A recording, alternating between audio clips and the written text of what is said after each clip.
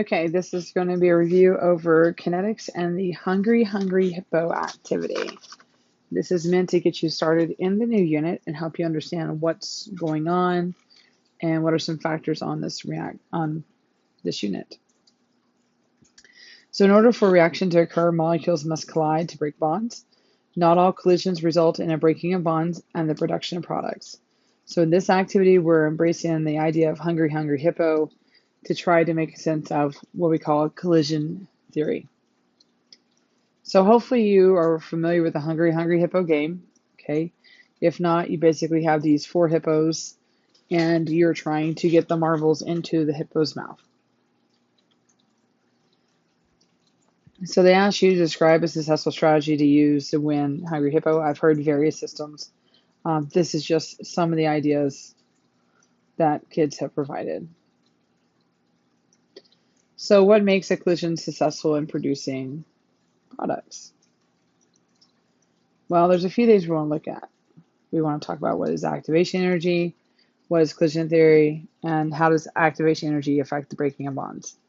So this activity makes a really good point. It breaks it down, and they point out that collision theory is meant to help us understand why certain reactions go faster than others.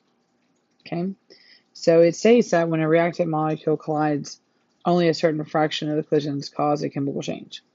One variable that affects whether a collision will be successful in breaking bonds is the activation energy, and that is the minimum amount of energy required to undergo a specific reaction.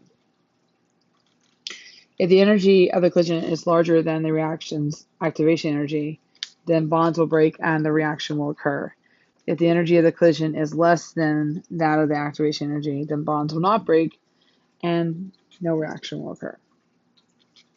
So, what part of the Hungry Hippo game represents this statement? A successful collision requires more energy than activation energy. And so hopefully you recognize that just because you open the hippo's head, you're not automatically going to get a marble. You actually have to do that more than one time. Okay? So you actually put in a lot of energy. You also have to make sure that you get the hippo's head open more than wide enough for the marble. If you just barely open it, it's not going to capture a marble. So you have to open it very wide to get that marble in there. So the next part, we're going to be looking at some graphs and talking about what it means, right? So we have the activation energy graph and we have the Maxwell-Boltzmann graph. So the first thing I want you to do is to pay attention to your axis. And so on this one, you notice that the Maxwell-Boltzmann distribution graph has number of molecules that are passing through. And that's important. And on the Maxwell-Boltzmann, we want to pay attention to this because this tells us how many molecules have made it over the heel and have now reacted. And so reaction profile, we're looking at the EA. If you think about it, it's like you're riding your bike and you're trying to get up and over this hill. And this is a pretty steep hill. So not everybody's going to make it over into the products. Okay. So it's a Maxwell-Boltzmann that gives us the number of molecules.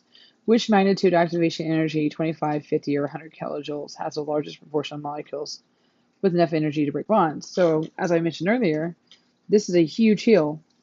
You're not going to get a whole bunch of them going over this hill, okay?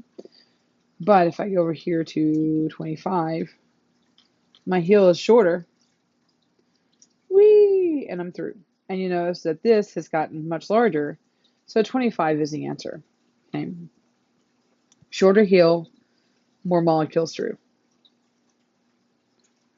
So then it says, does the enthalpy of the reaction, endothermic or exothermic, have a direct relationship on activation energy? So it's asking you to use this one here. And so when the reactants are lower than the products, this is called endothermic.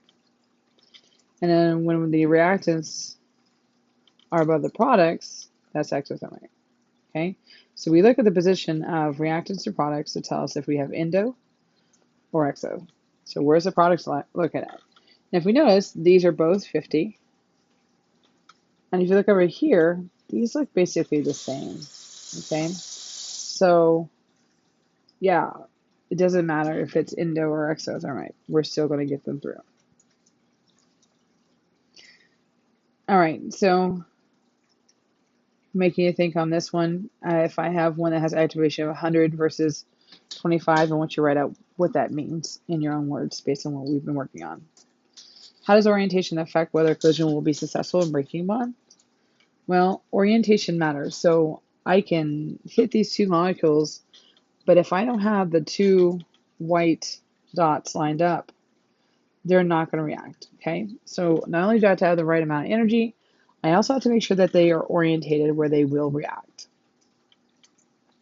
okay? So a successful collision requires reactant molecules to collide in the right orientation.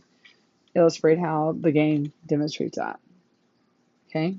So hopefully you recognize that you got to have the marble close enough to where the Hippo can get you, all right?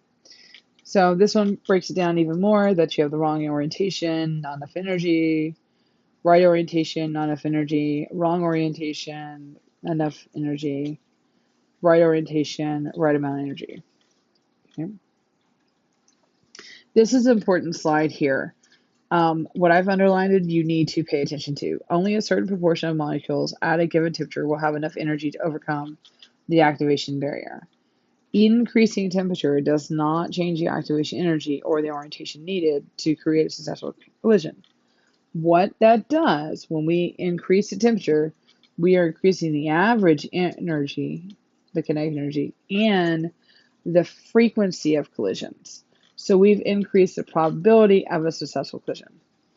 So my area underneath this graph remains the same whether it's low or high. It's just I've shifted it from one side to the other side, depending if I have low or high. But my EA stays the same. It's still the same spot. How does increasing temperature increase the probability? Again, molecules at higher temperatures have more kinetic energy on average, so the frequency of collisions increases, thus higher probability of a reaction. EA does not change. Other variables, they were trying to make you think about gases, that the volume and pressure does not change the activation energy. It just changes the probability of them running into each other. Describe the difference in the game in which one round occurs at 50 versus the other 100. So hopefully you recognize that 50K is cold, 100K is hot. What would that look like on the game? A limitation. So this one's sometimes a little tough for y'all, but 2 marbles are captured. 2D realm limits randomness. Lever pressures do not match the Maxwell-Boltzmann distribution graph, and bonds are not broken during the capture of a marble. So then we also parallel to Red Rover. There's a little clip. It's kind of cute. Again, we're getting back into the whole, you got to have sufficient energy to break the links on Red Rover, and you got to have the right orientation. So that's the 2 things you need. All right, describe limitation of the model. That's on y'all. Describe another game. That's on y'all.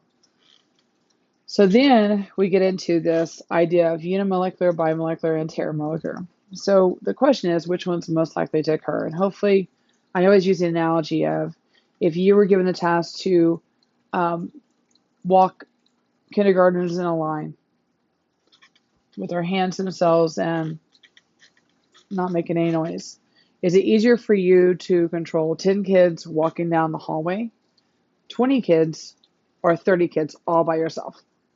And hopefully you recognize that the more kids you have that you're trying to control to walk down the hallway, the harder it is, okay? Same thing with our molecules, okay? So the fewer molecules we have and trying to get orientated right, the higher the probability is that that reaction is going to occur.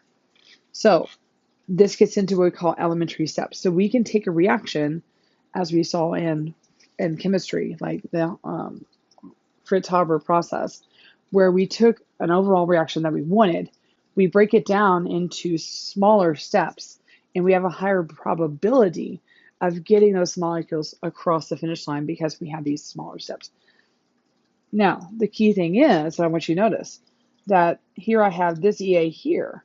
Well, these 2 EAs on these 2 hills add up to this EA here. So I still have the same activation energy. I've just broken down into 2 parts to get 2 separate hills to get more molecules through. And that's what we know. So we have few molecules here, more molecules here.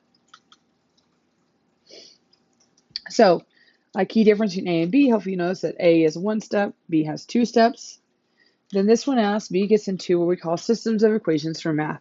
And so what we're going to end up doing is we're going to take equations, we're going to flip them, we're going to figure out what's the same on either side of them, cancel them out like you do system of equations, and we end up with the same equation as our one-step process. And that's where we're moving to. So which one is going to have a higher probability of getting the molecules through?